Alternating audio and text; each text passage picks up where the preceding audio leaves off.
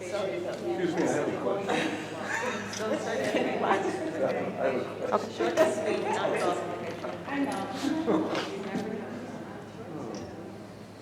We're in here. Well, yeah, that's Ms. Barber. So since Patty is sitting over there, I guess I should sit over there too. Good evening. Welcome to the budget hearing for the Valley Stream Union Free School District 13 and also the Valley Stream Central High School District. District 13 will be presenting first, and then the high school district will present afterwards. So, good evening. I'm Dr. LaRocca, the superintendent of the Valley Stream 13 Elementary District. Thank you for joining us tonight. We'll get started with giving a little bit of information about our district and things that are going really well. We have an enrollment of approximately 2,072 students, and currently we have 8 classes of pre-kindergarten in our district servicing 140 students. The average class size in our district is 21 students, and over the past several years, we've been fortunate to provide both summer academic programs, extended school year programs for our special education students, an ENL program for our ENL students, and also a community summer recreation program that involves a lot of fun activities and is open to all students in the district. We had 55 clubs this year in our district. That was a large number of clubs comparative to the previous years, and some of that has to do with the additional funding that we received from the federal government for the American Rescue Plan. This current budget, and I'll talk about it in a little while, will compensate for some of the loss of that once those funds are expended as of September of this year, 2024. We have a full academic AAS program for reading and math, and also coaching, which provides job-embedded professional development for all of our teachers in the district. And we also have in our district, in every building, a social worker, a psychologist, and also a guidance counselor for our 6th grade students. This year, we have been servicing over 300 students in our inclusive special education programs. The percentage of students in special education in our district has gone up slightly over the past year to 16%. Typically, this number would be approximately 11 to 13%. We've seen some increases, likely due to the impact of the pandemic and students who may not have been able to receive early intervention. So right now, that number is a little bit higher than a typical year, but we do expect that number to come back down over the next several years. We provide services to our ENL students. In the district, 44% of students are eligible for free and reduced lunch. Of course, this year, lunch and breakfast is provided at no charge to all students in the district, and that will be for the next 3 years. Yes. Okay. And we are providing more transportation than is required by New York State, with over 50% of our students receiving some form of transportation. We also have our Walk Back Pass program to expand transportation for our students, and all of the private school transportation that we provide. We have an amazing special area program in our district that includes library, music, art, and PE. We were fortunate recently to receive the 2024 Best Communities for Music Education Award. This is for the 2nd year in a row. We have a strong commitment to music, with students having at least weekly music instruction from pre-kindergarten all the way through 6th grade. We have a robust instrumental music program that includes playing the ukulele, playing an instrument of choice, playing the recorder in 3rd grade. So we're really proud of our investment in the whole child through these special programs. we have a really nice summary of what we do over the past 5 years with our budget funds called Your Tax Dollars at Work. So if you're watching at home, we encourage you to visit our website. You can choose the budget information page on the website, and you'll see a link for Your Tax Dollars at Work, which provides a lot more information that goes into more depth of detail than what I just was able to provide in those few short slides. So this year, there were some pretty strong constraints as we built the budget. And building the budget is kind of a puzzle that all the members of the district administrative team have to put together. And one of the biggest constraints we had this year was that our tax cap calculation, or the limit to which we could raise taxes, is only 0.78%, which is under 1%.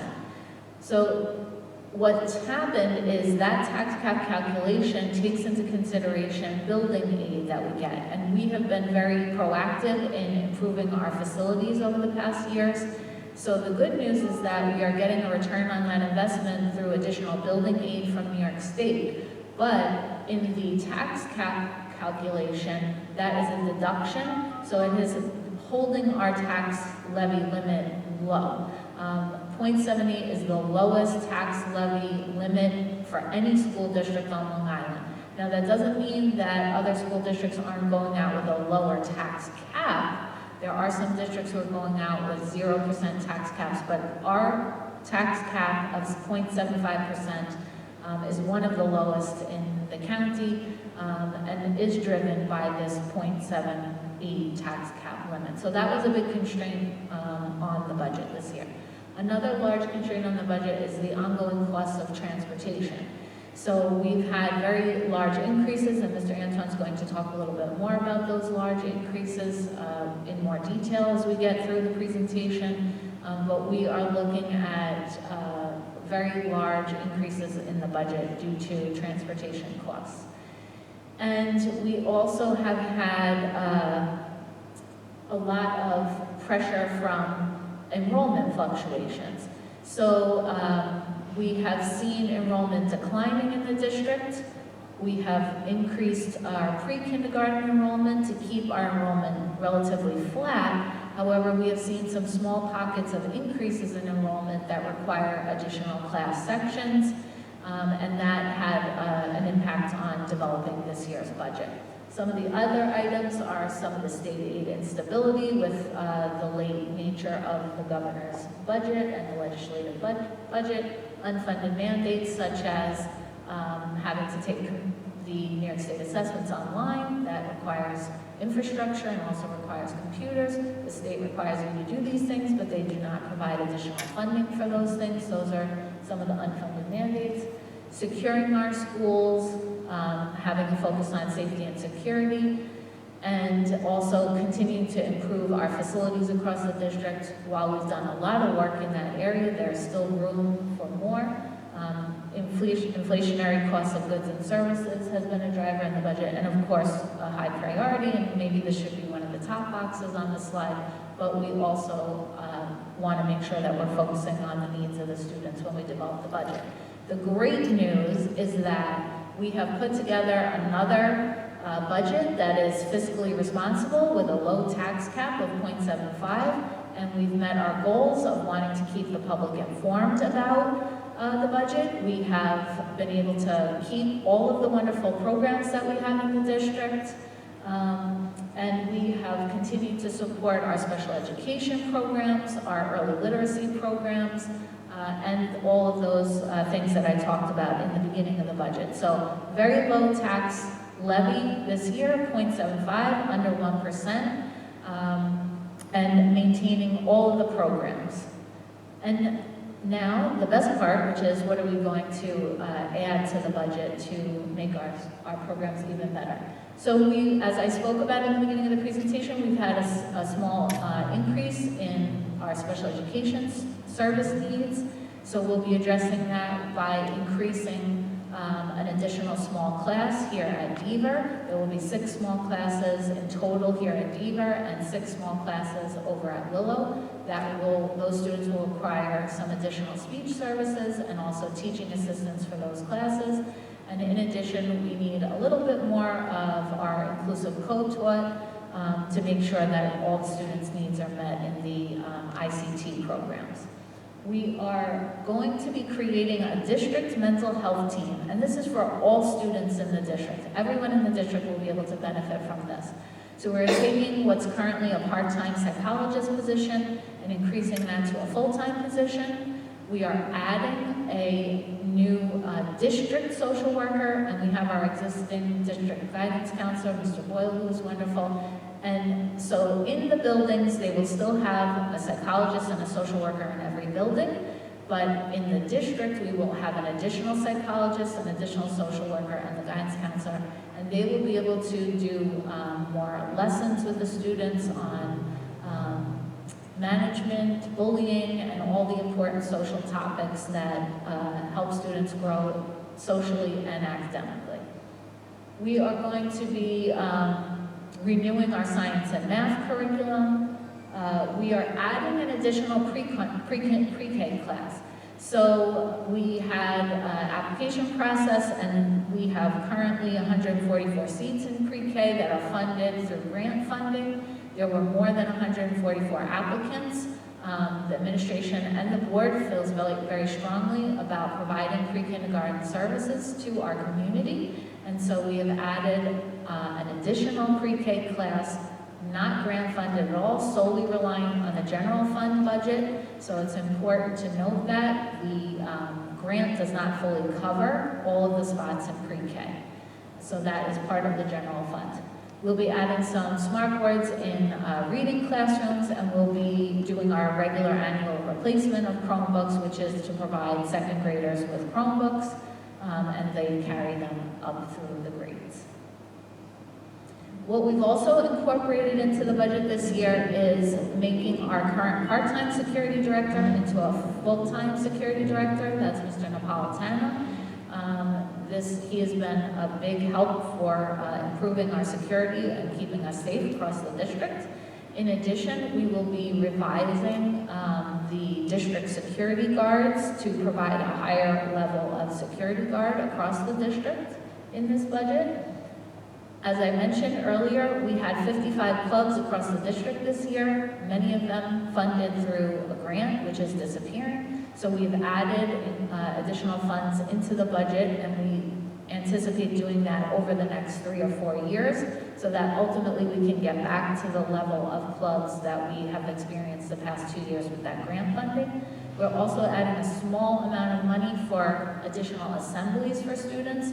We love our PTA partners. We know that they provide a lot of the special events in the district, funding for that, and we want to make sure that all of the buildings have as much of these special events as possible. So over the next few years, we'll be expanding the assembly budget in the general fund. And we'll also be maintaining class sizes. The average class size in the district is 21. We anticipate that to be the same next year. That doesn't mean that some classes are not higher than 21. That is an average. But we have had success in keeping most of the classes at lower levels and not having any class sizes higher than 26, which is below our guidelines in our board policy. So we anticipate keeping that. We are going to be investing $650,000 in capital projects in this budget. Every year we do a $100,000 capital outlay project, which is a great investment because you're able to get those funds returned to you the following year based on your state aid, which is why our tax levy cap was a little bit lower this year, but it's still ultimately good for the district. So we'll be doing the Howell Library. You may remember that in previous years we've renovated the Willow and Wheeler Library. We have selected the Howell Library for next year, and we anticipate that in the following year we would move to the Deaver Library. We are going to do a small renovation on the wing that is past the library, or informally known as the kindergarten wing here at Deaver. And at Willow and at Wheeler, we are going to do some roof replacements to stop some persistent leaks that we have not been able to correct with other roof repairs. So that would be the Wheeler gym roof, and it would be the Willow GP room. So not extremely exciting, but very important for safety purposes that we would replace both of those roofs. Everything that we spoke about so far is part of the Proposition 1, the general fund budget, which Mr. Anton will be giving some specific numbers very shortly. But we also have one other proposition on the ballot, which is Proposition 2. That is to expend money from an existing capital reserve for the purposes of enhancing security, both regular security and cyber security. It would include projects such as security film, additional cameras, and some other cybersecurity technologies that will hopefully prevent us from being getting like a ransomware attack. So that is at no additional cost to taxpayers. The money is already in the capital reserve, which was already established by voter approval several years ago, and can only be spent on specific things. This would fall under those approved expenditures. So that is $700,000 to spend. It is no additional cost to taxpayers. It already exists in our capital reserve. Okay, now I'm going to turn it over to Mr. Anton, who's going to talk about the numbers. Thank you, Dr. LaRocca. Good evening, everyone. My name is Gerard Antoine, and I'm the Assistant Superintendent for Business and Human Resources, and I will go over the proposed budget numbers for the 2024-2025 school year. So the budget for next year is $67,396,074, which is roughly a $3.6 million increase, or a 5.62% budget-to-budget increase. As Dr. LaRocca mentioned, our budget, so our tax levy is 0.75%, which is good because the community would only increase the taxes by less than 1%, and at the same time, we're still able to do all of the wonderful things that Dr. LaRocca mentioned. So it's like a win-win for everyone. So this is how we fund the budget. So these are the revenues. State aid, you may remember that there was a 3-year phase-in under the governor's proposal. So this current school year's budget was the last year of the 3-year phase-in. So we are doing pretty good for next year. We're up 13.51% in state aid, primarily due to building aid, but we're still doing better than we normally would do. We would normally receive about 5 to 6% increase in state aid, so we're doing pretty well for next year. Our refund for BOCES, our Medicaid stack revenue, and our other revenue, which is the summer rec revenue, remains flat next year. Our pilot, we're going to see a little increase in our pilots for next year, but the main thing, the big ticket here is the interest. The interest that we're receiving in the bank, we're getting about 5% interest in the bank, so we expect to see a nice increase next year. Tax levy is 0.75%, and to balance out the budget, I had to use a little less reserves. It's down by 3.6%. Revenues equal expenses, $67,396,074. So, I'm required to show you the 3-part budget. This is how our budget breaks out in terms of 3 components. The high school will probably show you the same thing. So you have our program expenses, our program component, capital component, and our administrative component. The program component is the largest part of the budget. That's all of the expenses that are directly related to teaching and learning, which is where it should be. We try to hire the best quality teachers to provide our students with high quality curriculum and instruction. Then we have the capital component, which is our facilities, our maintenance, and our debt service. And again, we try and hire the best custodians, the best maintainers, and do as much as we can to improve our buildings. And the smallest piece of the 3, but also very important, the administrative component. That makes up, that's our Board of Education, Superintendent, Assistant Superintendent, Finance, Legal, Human Resources. So that is our 3-part budget. And this shows you, like most school districts, that most of our expenses are broken up between teaching, well, salaries and benefits. So that's anywhere from 75, 80% of a school district's budget is broken up in terms of salaries and benefits, and we fall right in that category. And then it's followed by transportation, district support, our debt service, and our summer recreation program. So every year, we try to break out what makes up the increase. We have a $3.6 million increase for next year, and this is how, this is what makes up that difference.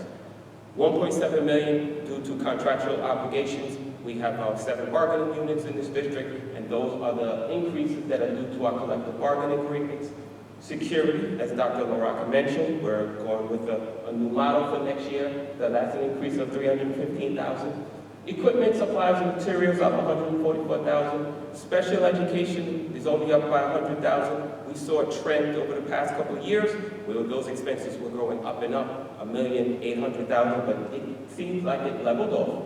So it's down to only a $100,000 increase, but we are still seeing these huge increases in transportation and our benefits and our insurance. So we're looking to see what we could do to control those expenses, because those expenses, we can't sustain that every year. 700,000, 600,000, that could be another teacher, that could be additional support staff, that could be materials that we need in the building, taking care of our building. So we're looking to see what we could do.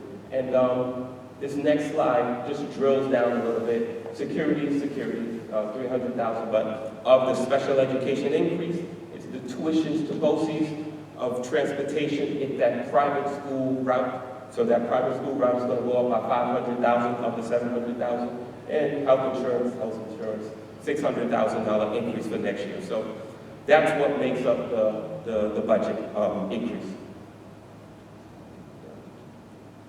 Okay. So I just want to, we have 7 reserves. There are many different reserves that we can have. We have 7 reserves here. I just want to highlight what we're doing this year. We are going to put a proposition up to expend from the capital reserve. The capital reserve is unique, in which you need voter approval, so community approval to establish and approval to spend. So we're going to put up proposition number 2 on the ballot to spend from the capital reserve for the different various things that Dr. LaRocca mentioned. And we don't like to talk about this, but this is the contingency budget. In the event that our budget fails, this is what would happen. So when a district puts up a budget, if it doesn't pass, the district can put up the same budget for revote, can alter the budget and put it up for revote, or directly or automatically just go to contingency. But if it fails the second time around, a district must adopt the contingency budget. So if we adopted a contingency budget, our budget would be $65,747,427, which is a $1.6 million reduction, or 2.45% reduction from this current year's budget. And under a contingency budget, we're not allowed to make any purchases in equipment. Pupil instructional supplies such as pencils, paper, and basic art supplies are not allowed. The expenses, the stipends that we pay our teachers for the after-school clubs, expenses related to the public use of school buildings, any expense related to the transfer to capital, so the various things that we talked about under the $750,000 expenditure is not allowed. We're not allowed to have any new BOCES services, and we're not allowed to hire additional aides unless that aide is part of a student's IEP. So that pretty much goes over my slide in the budget. Now we'll turn it back over to Dr. Laura. Thank you. So what's in the budget for next year is increased special ed programming, a district social worker, security guards, and a full-time director of security, an additional class of pre-K so that we have 9 classes and we can service everyone. The capital projects will be the Howell Library, the Deaver Kindergarten Wing, and the roof projects at Willow and Wheeler. Science and math curriculum, Chromebook replacements, some additional smart boards, and additional funding for clubs and assemblies. So we have been able to meet our budget priorities, which included having the pre-K for everyone, continuing our inclusive special ed services, focusing on safety and security, providing high-quality instructional programs, making sure our students' well-being is cared for, and enhancing enhancing our extracurricular activities, all while keeping taxes low with that 0.75 tax levy.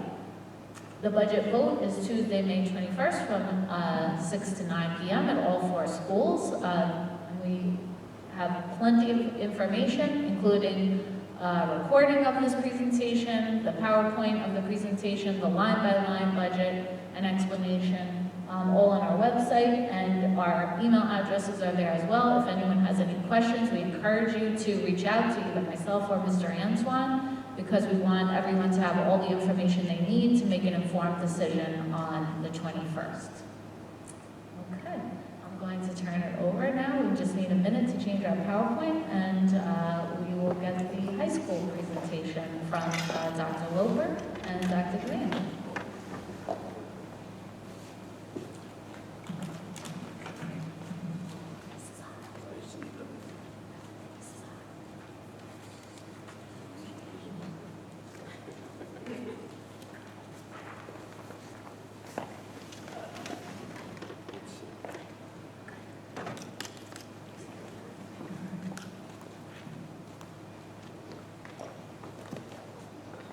I think everybody can hear me. If I can't, I'll go back. I don't know. I like wandering around. Past practice, so I understand that. Good evening, everyone. Dr. Wayne Loper, I'm the superintendent of the high school district, joined by Dr. DeMeo, our instructional expert, who I'm sure will inform us about a great many things that are going on. It's always a pleasure to present the budget. There have been so many good things going on at the high school district. I can't talk enough about it. It's been a very busy time, and we've done a lot. So I think this will cover some of it. But we'd like to begin with graduation rates. County summer school, we're at 97%. That's a good rate by anybody's standard, but it's not 100. So there's always room for growth, right? And our budgets the last few years have been working on that, right? We have a couple of populations that require a little more services, our special education, our E&L students, which makes perfect sense. They need a little more support, and our budgets have been helping support those students. 96% graduates receiving Regents results, Regents diplomas, I should say, 67 with honors, and 94% of our students attending 2- and 4-year universities. Again, very impressive, and this is data from last year, of course. We don't have data from this year yet, and I'm expecting those numbers to tick up a little more. We do this at a very reasonable expense. I love to show what other districts are spending. And there's a quick chart. You'll see us all the way over, $22,336 per student. You see Hewlett Woodmere all the way on the left at $32,000 and working its way down. So we're getting good results at a reasonable expense. So that's very important. And high school districts have the advantage of having economies of scale, and that helps these things. So again, we're getting very good results we're on the lower end of the expense scale. Our students are doing amazing. Every day I get another one to add to this list. I won't read them all, but there are some major colleges up here, and our kids are getting very good scholarship opportunities to go to this. So I am never impressed by where our kids go. I've started an Instagram account, and every day I'm liking where they're all going. I'm watching them every day they come in, and it's really I'm very proud of what we've accomplished and what these children have accomplished, more importantly. So, but it's not just about that. We have a thriving arts program, we have a thriving music program. If anyone hasn't heard me talk about Carnegie Hall, you haven't been listening much. A few weeks ago we took 400 and almost 500 people total to Carnegie Hall for the evening. It was an absolutely amazing event, a once-in-a-lifetime opportunity for these kids to play, where Tchaikovsky played many, many years ago, right? Just the fact, just to stand on that stage was an amazing opportunity for our kids, performing arts kids, our chorus, our band. It was just an amazing night. So the experiences are just coming. We keep them coming. And again, I won't read them all, but We have an art show coming up. I invite you all to come to it. Do you know what day? Yeah, next Tuesday. Next Tuesday. Okay. Next Tuesday night, I invite anybody to come to it. The art is just amazing, as the music was. And on the athletic field, we're doing wonderful. We're every time we're adding more and more programs for sports. We had a cricket clinic. We're trying to. Cricket, by the way, isn't recognized as a sport in New York State. By the way, it's not recognized as a sport. So we're having clinics, and we're trying to get that. If we get 6 school districts to have it, we can actually turn it into a sport. So we're kind of hoping to be the leader, Valley Stream, the one that brings cricket to a legitimized sport in New York State. But we have about everything else that you can imagine. And we're winning championships and many student athletes, right? That's the key here. And we've expanded so many ways. I always tell the story. Last year, or the year before, we had about 200 children who did not make the volleyball and the basketball team, right? Team can only be so big, right? So what did we do? We went out and started an intramural program, right? So they could play each other, because we want opportunities. Rather the kids in our gyms playing sports than wandering the streets. So, as I tell anybody, if you find a sport or you want to do something, let me know. We'll do it. Well, that's just what we do. We have just created opportunity into opportunity for students. And I'll let Dr. DeMaio talk a little bit about the instructional end of things, and then I'll come back and talk about the finances. I'm not going to walk around because I'm a klutz, and if I try to Well, do you'll that, trip I'm like going that. to trip, and that's not going to be good. So, as Dr. Loper said, we try to be very responsive to the interests and the needs of the community. So, over the past few years, we've tried to identify the areas that we need to support in order for our students to be successful. And I should have said thank you for having me here tonight.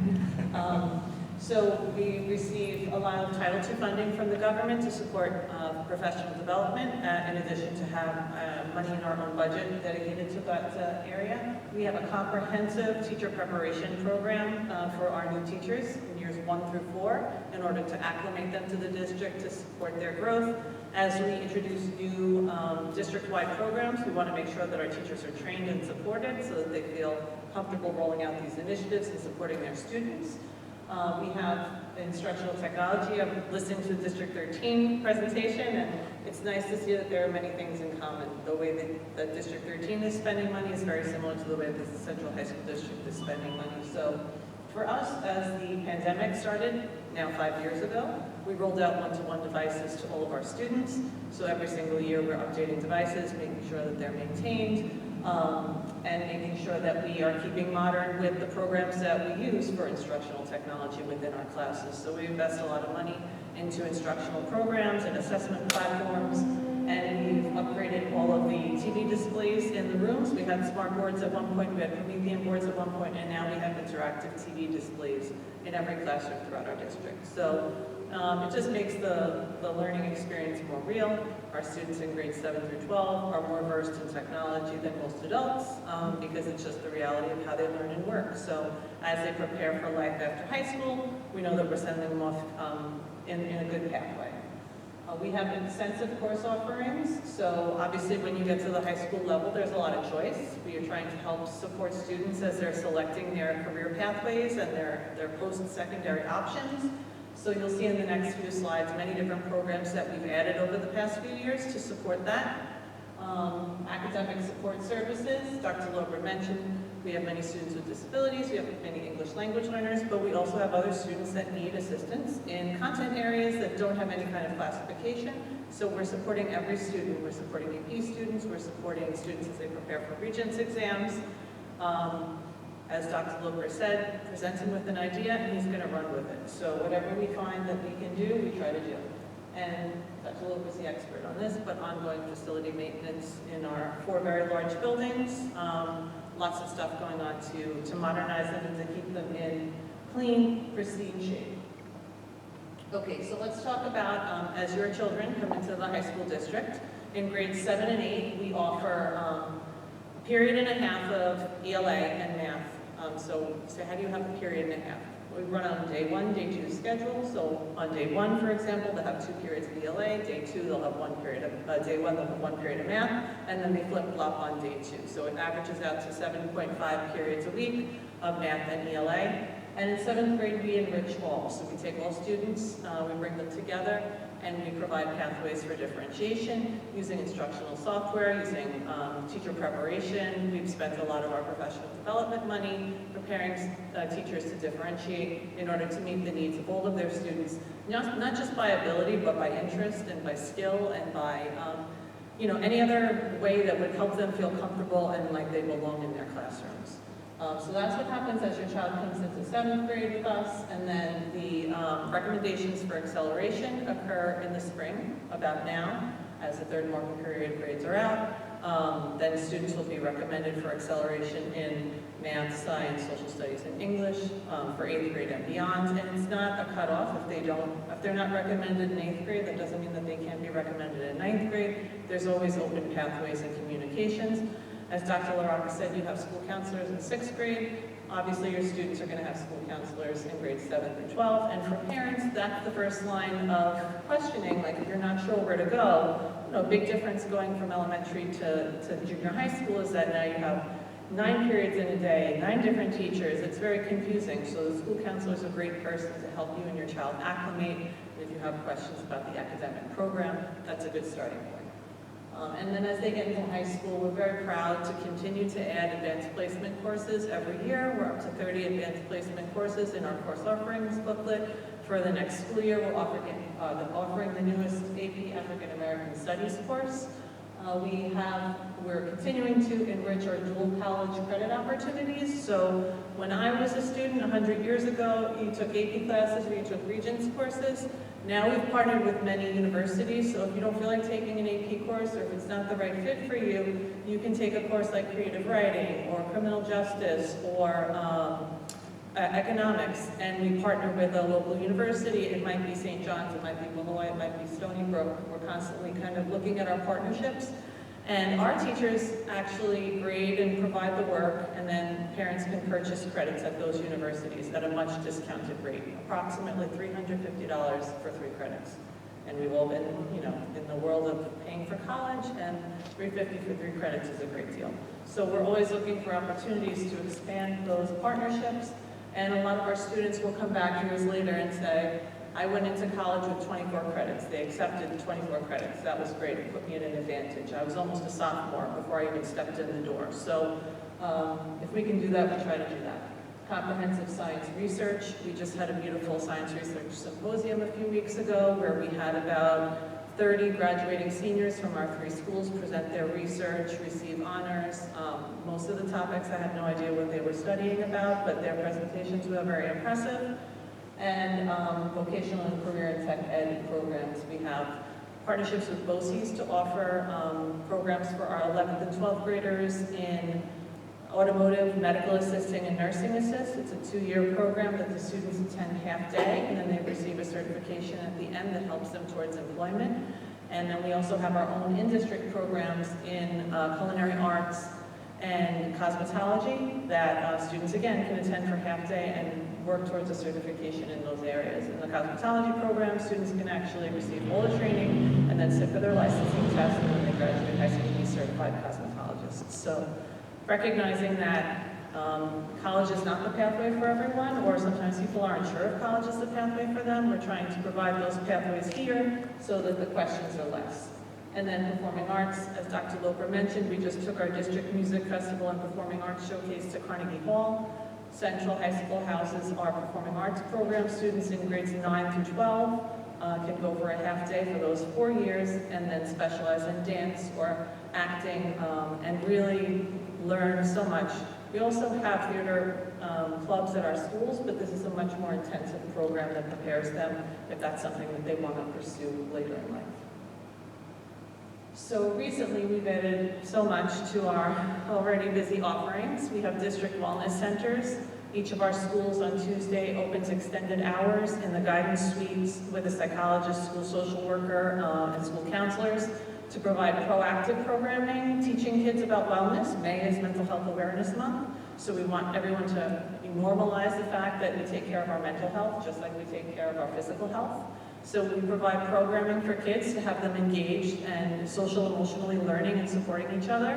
And then we also open for private appointments for parents and students. So from September all the way until June, every week students can just walk in or make an appointment, and we also pair that with parent forums on a monthly basis. We have parent forums at 7 o'clock at night virtually so that whoever wants to attend can attend, and we try to support parents. As a parent myself, it's difficult raising a teenager. So I think I selfishly have these forums to support my own parenting more than the community, but I think it's beneficial for everybody. We created a Twilight Alternative High School 3 years ago, so now after hours at Memorial Junior High School underneath our district office wing, from 3:45 until 8:15, students who need a different experience, a smaller, more intimate experience. Sometimes it's a second chance, sometimes it's for mental health reasons, sometimes it just wasn't a good fit in one of our huge high schools. So we've created a program where our students can attend from grades 10 through 12 and graduate from the Twilight program or return to their home school if their conditions change, and a very personalized, individualized learning environment there. And that's also helped with our graduation rates. Some of those students might be potential dropout students, and this is another chance for them to be involved in our pathway. You probably started to hear about our Summer Bridge program, which we also started a few years ago, a summer program to help your 6th graders transition to 7th grade so that when they get to Memorial, North or South, it's not so scary and unfamiliar. A 2-week program Monday through Thursday. We're expanding the hours this year from 8:15 to 11 and providing more programming. We're working with the Long Island Coalition Against Bullying. We're working with BOCES Outdoor Education. We're providing technology support, some scavenger hunt stuff so that they can learn how to open a locker and do that kind of fun stuff. That's what they're focused on, right? They're not worried about their computer, they're worried about their locker. But really a beautiful program that was built out of aid provided during the pandemic, and now we've encumbered that into our general fund to provide support to your students. As I mentioned, we have CTE programs. Last year we opened math and science learning centers, so during all of the lunch periods, students can visit a location in each building and receive one-on-one or small group instruction in science and math, whatever their science and math might be. If you've ever paid for a private tutor, you know that comes at the cost of about $100 an hour. This is built in with your tax money. So we encourage, if you haven't heard of this, we encourage you to take advantage of it. We've moved over to Infinite Campus for our student information system, which is a wonderful tool as your kids get older and you're really concerned about grades and keeping on top of attendance. It's right on your phone, it's an app, and it's very friendly for the community to understand how to use. And one of the biggest changes for us this year in our communication has been the use of Parent Square, which I'm pretty sure you guys use at 13 also, so you're familiar with it. The translation abilities are amazing. The communication and just sharing all the beautiful things that are happening has been a game changer for us.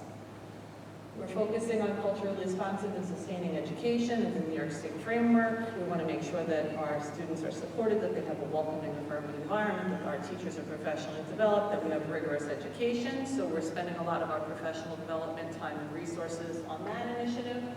We've also started a restorative practices program at all 4 schools. We've hired 2 restorative school counselors and a director of restorative practices.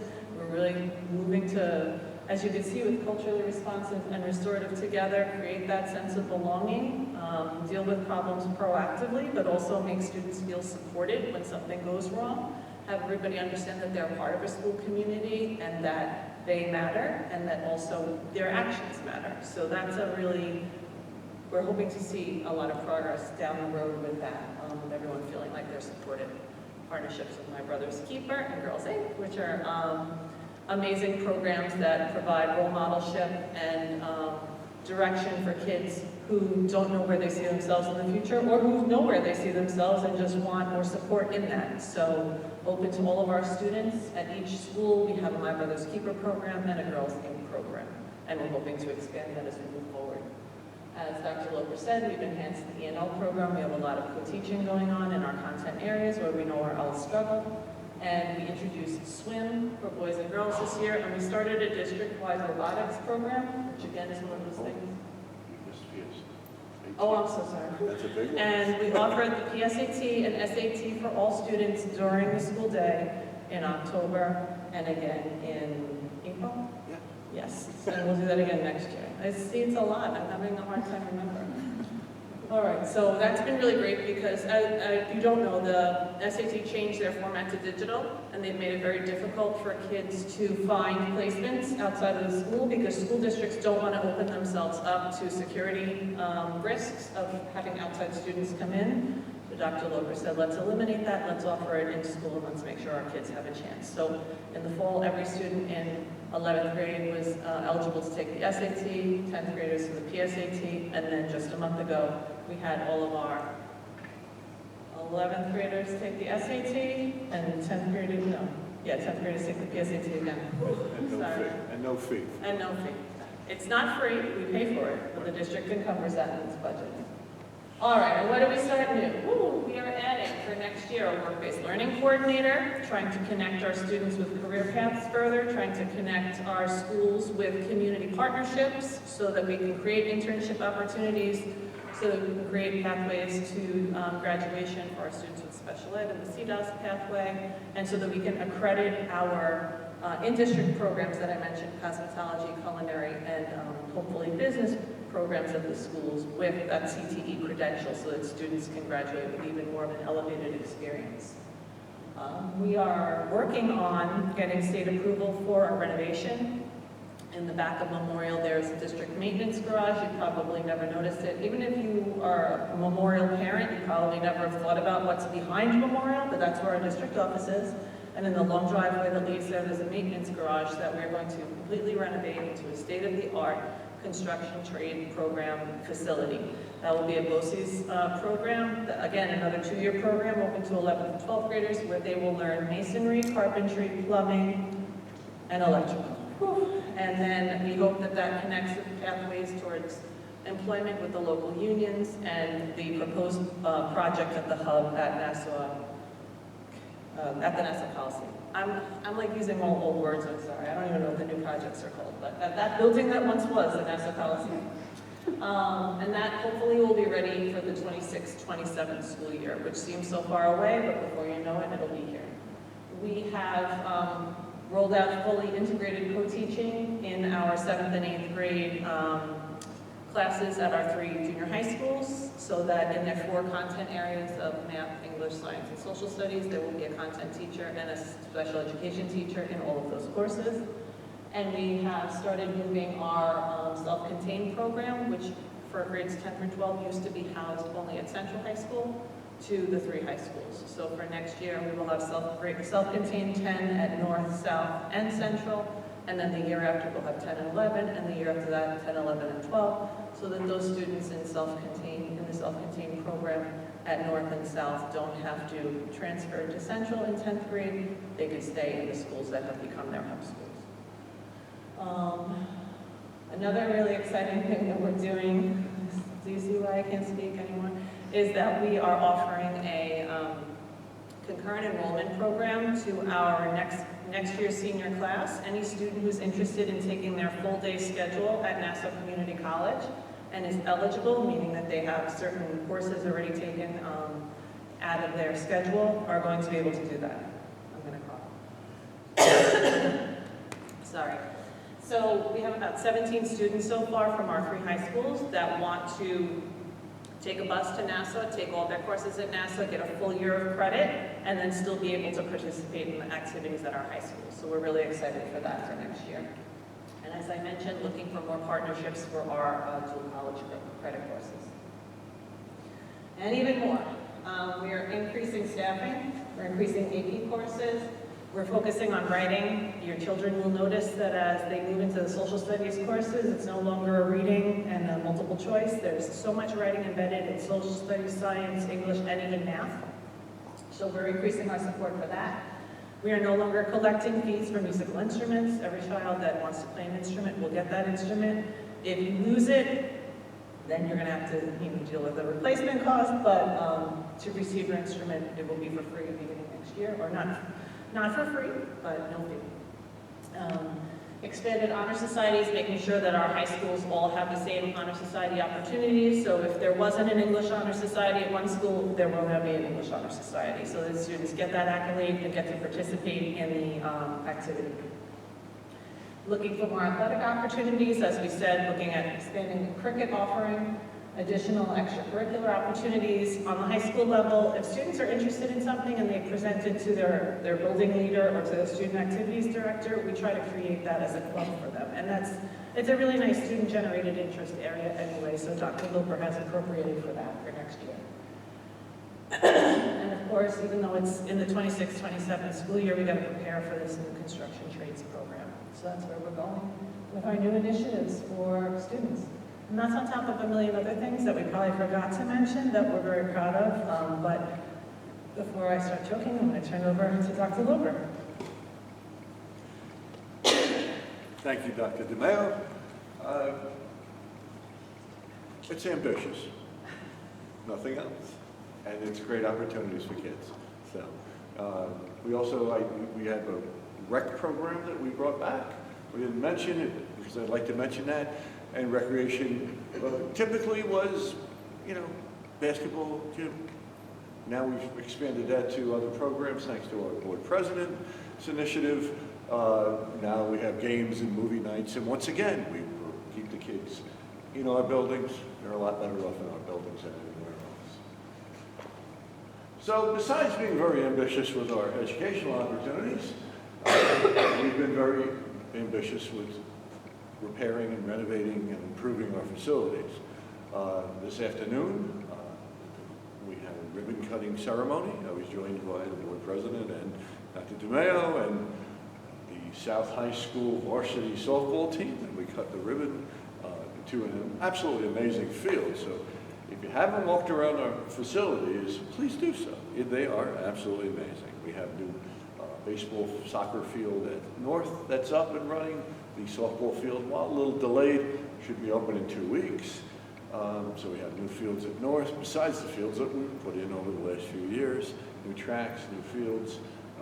The district's architect says we probably have more turf fields than any district in Nassau County, we need them now, right? Because if it's not turf, there's so much use. The grass, you can't get, you have a party in your backyard, you know what your lawn looks like, right? And one day, we have 5,000 children running around on a daily basis, so they have beautiful facilities. These are some of the capital projects that are in the pipeline. They've already been approved, and here's the date. At North High School, we have locker room renovations, we have the athletic field construction, which is almost done. We are installing air conditioning in all our classrooms. There has been a great delay. The air conditioners are all installed. We are waiting for panels to come in. The air conditioning, I'm hoping we'll have it up and running when we come back in September. It will not be running this year, and at North and South that is, and there's even more delays at Memorial and Central because we have to replace switching gear. Buildings are older, they need more electricity. But it's coming, and the air conditioners, we didn't wait to install them. We put the air conditioners in, so it's kind of odd to see an air conditioner that's in that doesn't work, but at least as soon as they put the switch gear in, they will run, which is a thing, right? When I was on the third floor, it was 100 degrees. I can promise you, nothing good happens in a 100-degree classroom on the third floor, right? We're here to educate children, right? So we give them a comfortable environment. So that's a huge thing. We're upgrading our cafeteria at North. The hallway tile and locker replacement. You walk in these buildings, we've changed just about everything, but when you walk in, you still get that 1950 tile on the walls, right? So still, you see it and you go, the building was built in 1950, it looks like it, right? Well, we found a way to epoxy the tile, make it very modern, and replace the lockers, and you're going to walk in and they're going to look like modern facilities, right? And I tell people all the time, the importance of modern facilities is just outside, inside. Kids make sure they know you care about them by giving them a nice facility to learn in, right? If the facility is dirty and run down, nothing good happens, right? It's amazing, but it's true. We've replaced all the classroom furniture with modern interchangeable furniture, no more of the old desks. We've gotten rid of the old Venetian blinds and put roll-up things. Again, we've modernized our facilities to a great extent. And you can see the dates where these projects will be completed. South, very similar to north.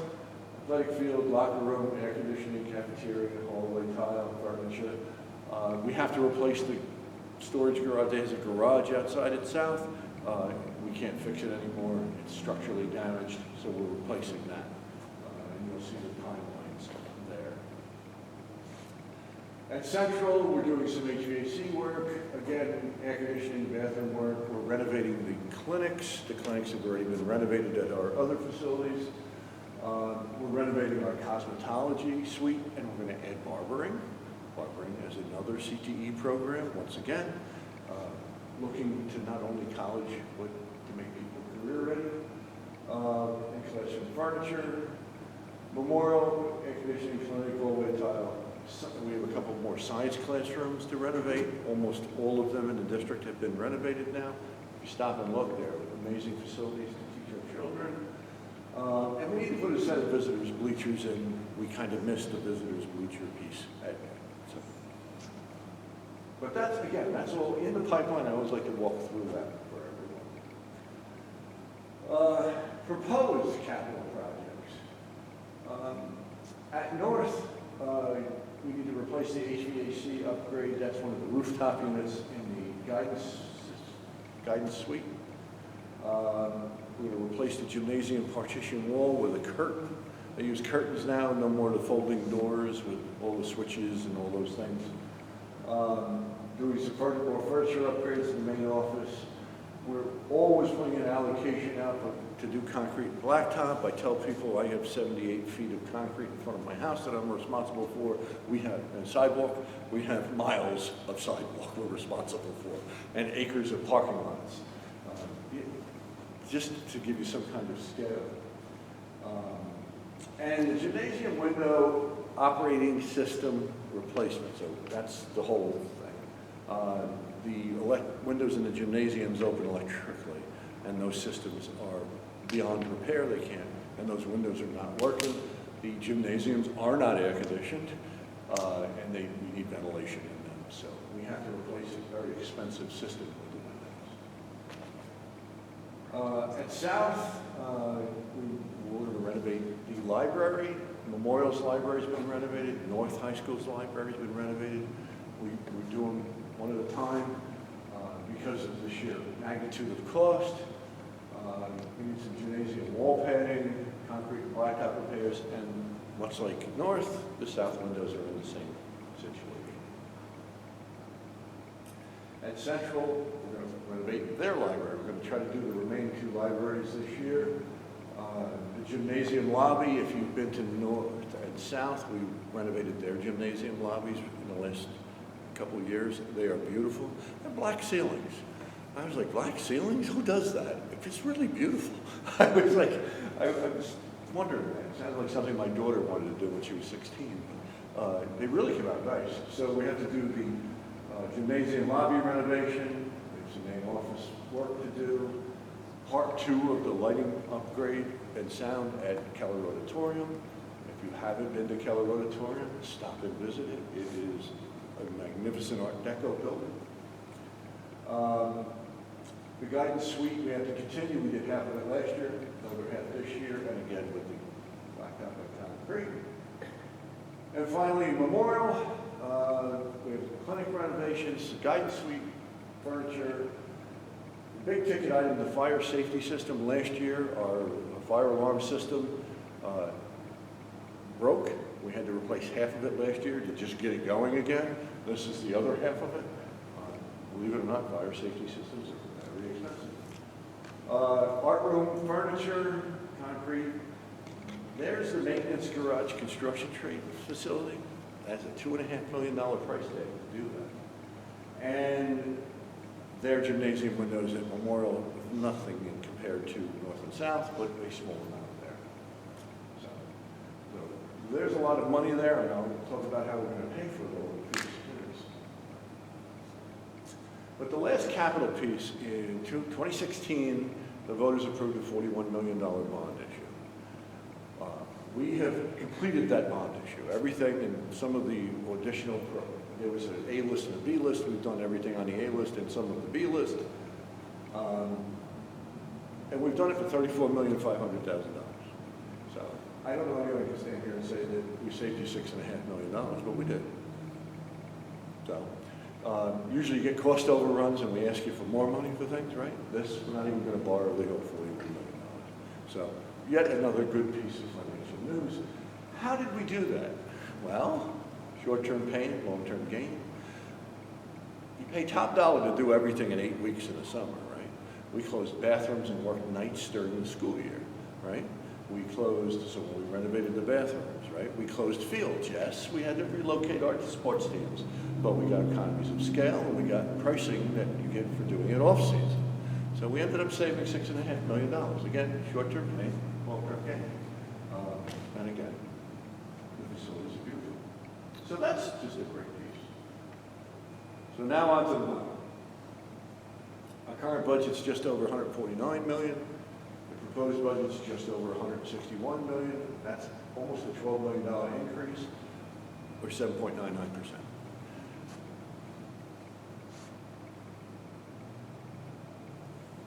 Our revenue projections, again, to spend $161 million, you got to take in $161. We can't deficit spend. We're not the federal government or even the state government for that matter.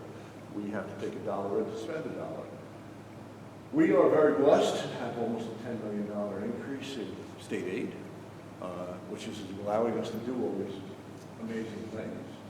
You'll see it going from 52 to 62 million.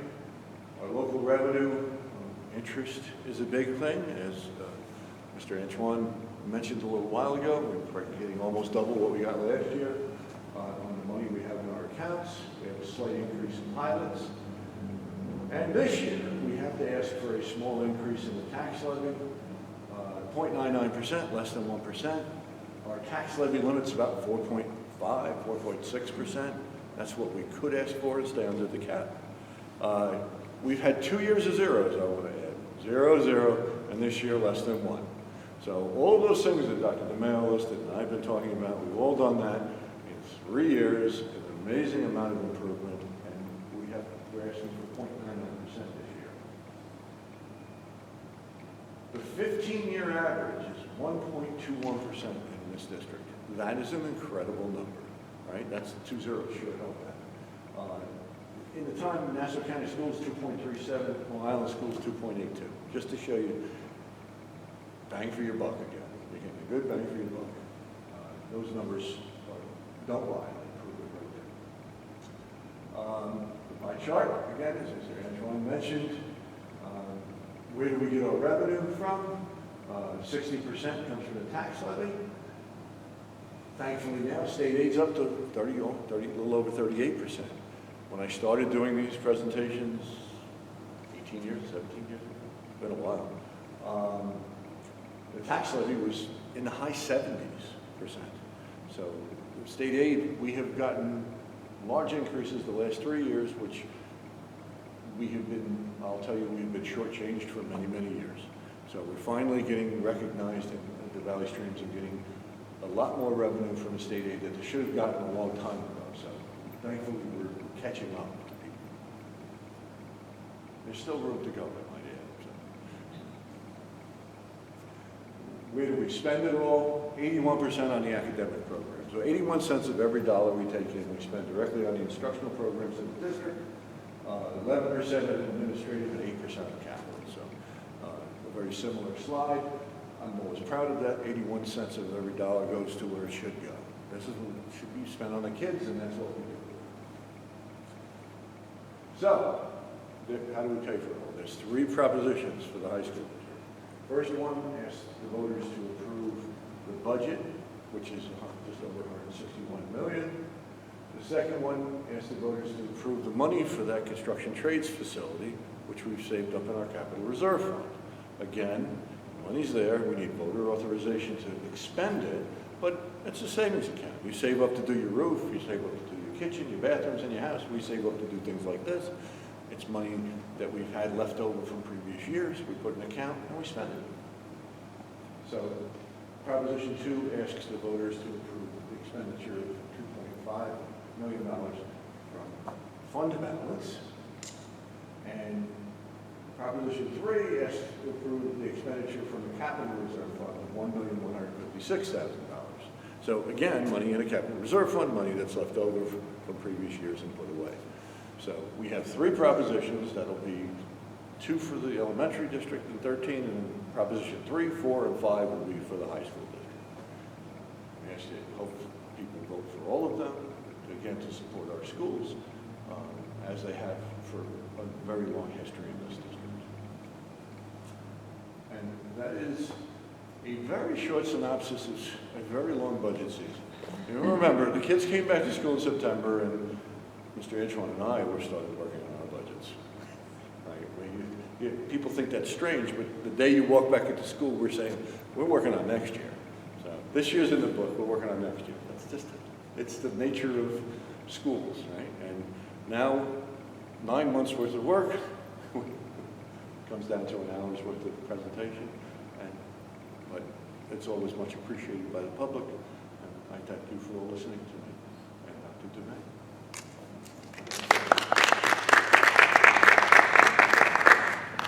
Anyone have any questions? Any questions? You got one? I have several. All right, let's have it. Okay.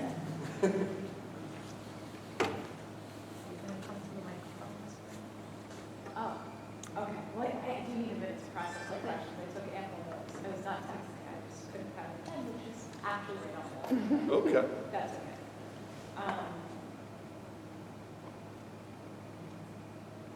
Okay.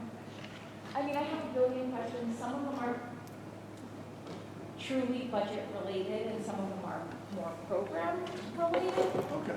Some of them are quick little answers, and some of them maybe let's sidebar on that tonight or throughout the year. So you can tell me how you want to handle them, and I will not feel any type of way. And since we already have the high school team up, I guess I'll start with high school and then. Okay. All right. So just really quickly, you flashed up a slide at the very beginning, Dr. Whitmer, about the average spend in the Central High School District. We were like second to last on the list. Great thing.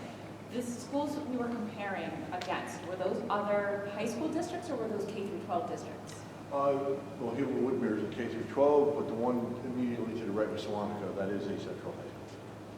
There's a It was There's a mixed bag. Central high schools. Right. Okay. Okay. There's only 3 central high school districts, so when if we want to compare, apples to apples, it's just Bellmore, Merritt, Salonica, and us. I'm just gonna write that down. Hold on. Bellmore, Merrick. Merritt, Swan. My husband went to Swan. Only three in all of New York. So that's it. Out of 124 districts. Okay. Again, just really quickly, because my kids are still in elementary school, so a lot of the high school stuff is new to me, but exciting. When it comes to sports, you were talking about the addition of the intramural clubs, which is awesome in case someone didn't make the team. Right. Does that mean we only have varsity teams? Do we not have freshman and JV squads? We have junior high, we have junior varsity, we have varsity teams. So we have JV and varsity, not freshman squads. So the 8th graders play modified sports, right? So in some sports, we have a 7th grade team and an 8th grade team. In other sports, we have a combined 7th and 8th grade team. And then when they become 9th graders, they play JV or varsity. I see. Yeah. And- Most sports don't have separate freshman sports in the schools in Nassau County. Got it. Generally, it's JV and then varsity. Yeah, I didn't grow up in that. Yeah. So, where's the freshman squad? And again, that opportunity for kids to play, I've had so many parents say, oh, it's better than the regular team, because it's so much less pressure. The kids just get to play, it's fun, there's not that competitive piece that gets sometimes in the way. Yeah.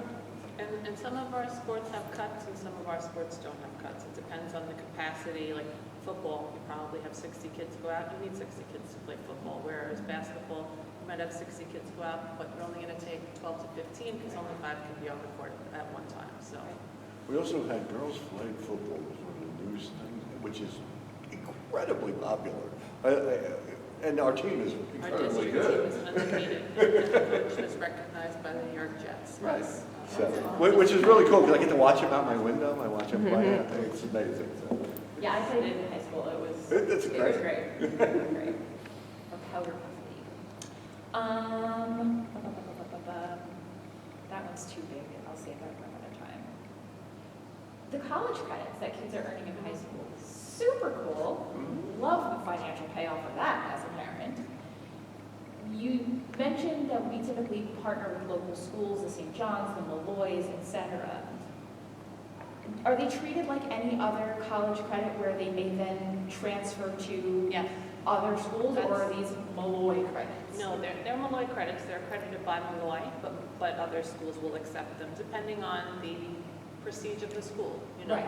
It's the same thing with AP courses though. So for example, if your child's going to go to Harvard, unless they're getting a 5 on the AP, Harvard's probably not accepting that grade for college credit. So they are accredited by that one university, but transferable to other universities, of course, dependent upon what the university's practices are.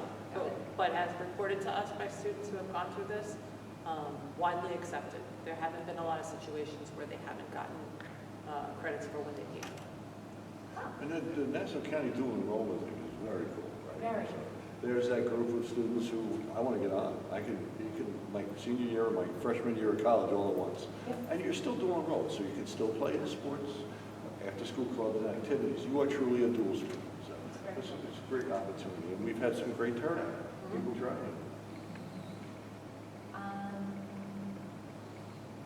The math and science centers, are those only for remedial help, or do those also offer enrichment? So whatever the student needs, it's student generated, right? So in some cases, the math or the science teacher will try to pull kids that they know are struggling, but it's open. So if a kid wants to go there and they want acceleration or they want enrichment, they want to be challenged, just have to ask the teacher to offer those That opportunities. is amazing.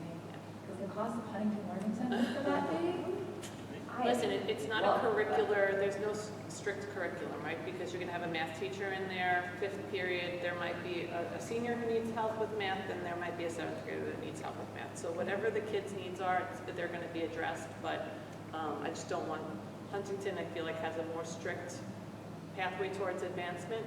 This is very, where's your child, what can we do, how can we help you? It's not, So cool. And the kids use it, like, when testing season comes around. Yeah. It gets really busy, they come in for that, which is great. That's just what it's for, Yeah. right? No, that's awesome. I'll save that.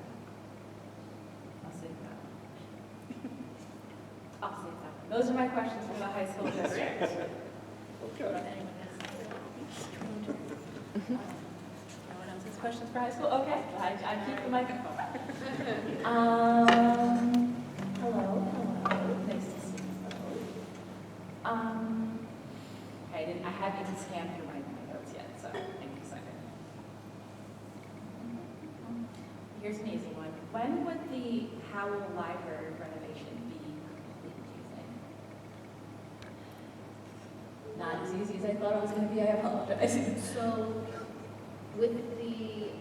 if it was approved, if the budget is approved and we move forward, then the architect would probably be submitting plans maybe August or September, and then there's at least a 6-month approval process at state ed. Well, state ed is taking about 6 months to approve projects. Okay. So all projects in the schools have to be approved by New York State. It's like the building permit process that you have for your house. And then likely it would happen summer 2025. Okay, but in time to start. Hopefully in time for the September 2025 school year. Great, yeah, Yeah. I wouldn't imagine it would be faster than that, thank you. That's, if we're, that's if all things go the way it's supposed to go. Yes, that's if everybody votes yes for the budget. I can say that. You can, right. I can say that.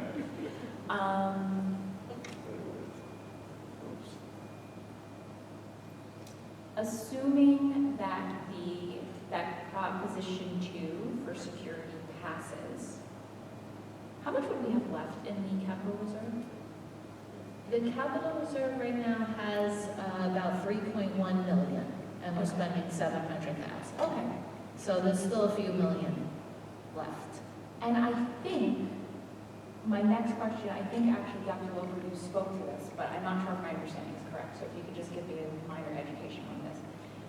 How does that reserve get built or replenished? Is it all through savings from something that was previously approved, like in the high school scenario? It where- could be from Okay. leftover money from a bond project, but it's often that you haven't expended everything from all of your codes. And then the accountants look at the budget, what you spent that year, and there are certain amounts that we're allowed to put into that capital reserve. So, Okay. it can be from cost savings, overages, you know, when you build the budget, you try to build the budget as close to what you need to expend, because Right. you don't want to overtax Right. the community. But when, in the event that there is extra remaining at the end, then it can be put specifically into those reserves. For instance, the ones that we had in that slide. Okay.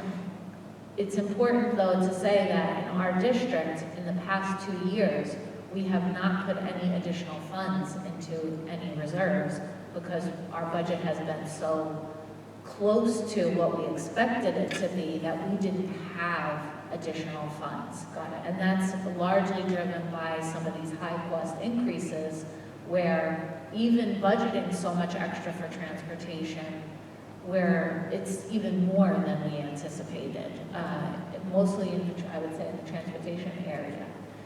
So you know, you want to get your budget as close to what it should be without a ton of additional money left over, but that is how you fund your reserves. And in New York State, you're limited to 4%. So you have to be very careful. If you go beyond that, then, you know, the New York State Comptroller may say, you know, you're not following the rules, which is a very small amount that you can keep. Yeah. Most other municipalities, they're allowed to keep a lot more than 4%. School districts are limited to 4%. Yeah. That's why in the past, when we have to do extensive funding of projects, that's when you would go to a bond project. So the high school has had bond projects, we've had bond projects. Because that's not capped at the 4%.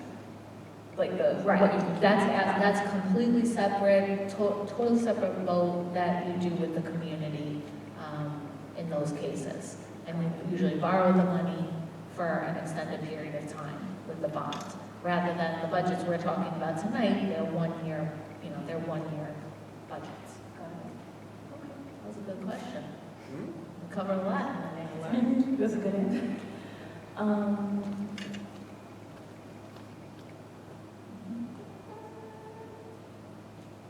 Okay, that's the end of my public questions, but I reserve my right to come back to you both. On my You know our emails. You both, and thank you. Thank you so much. That concludes this year's budget hearing.